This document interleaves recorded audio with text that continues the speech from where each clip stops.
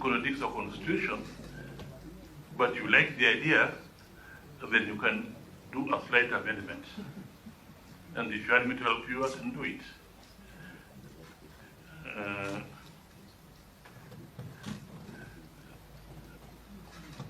Honorable Kalonzo Musyoka, I just wish to confirm that there was a point when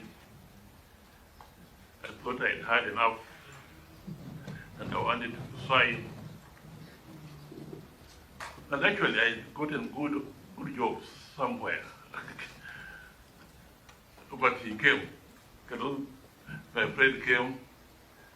He was, of course, my pupil before he became an advocate. So he was now taking care of his master, both spiritually and whatever. He came and really, with a long discussion, and he convinced me not to resign. And that's why I continued. At that time, continued in the next regime, and continued to make a record of 20 years over as Attorney General. And I'm always grateful to you for that. And that's what I've made. I don't know where I would be now if I had made that decision to quit.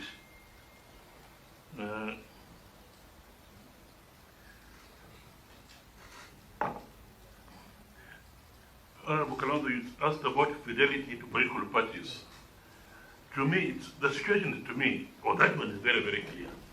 Kenya is a multi-party democratic state, and anything that undermines that should not be acceptable. But more important to me is that wananchi, the people, the sovereignty of this country rests in the people. And the people, you have gone to them and you have said that I'm now in this party, these are my programs, and on the basis of that, they have elected you. And maybe you decided to stand on that party because you knew that party was popular in that area.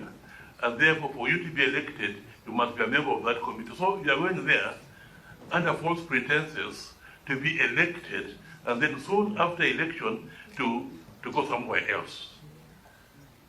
That is deception to the people of this country. And we should be very firm on it.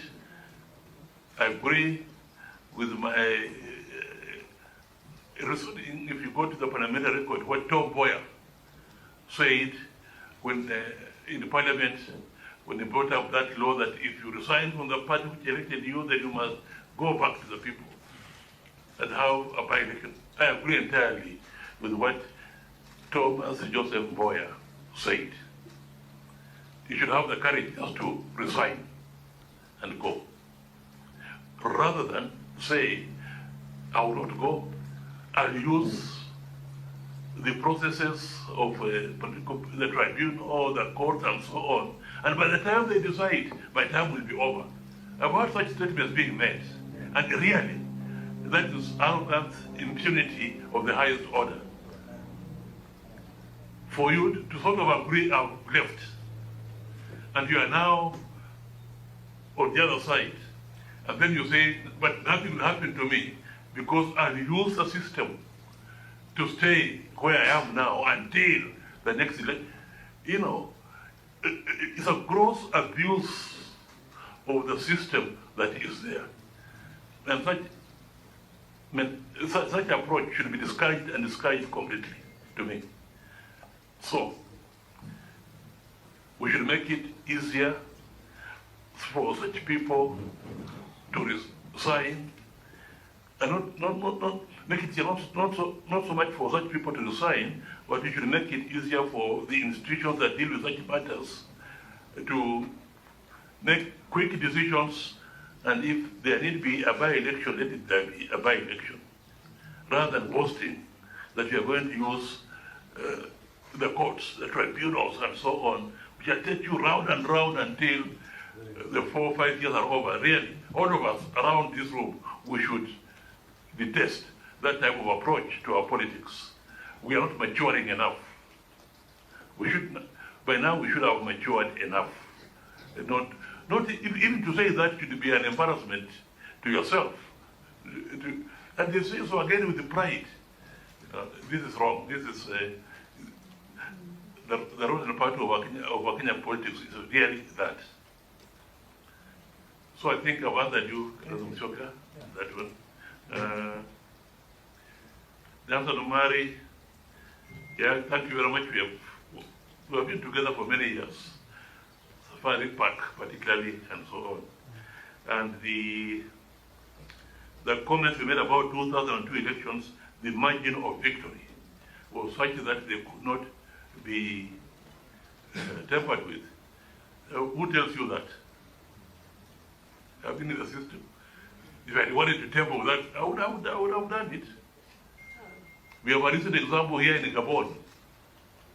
Gabon, what happened?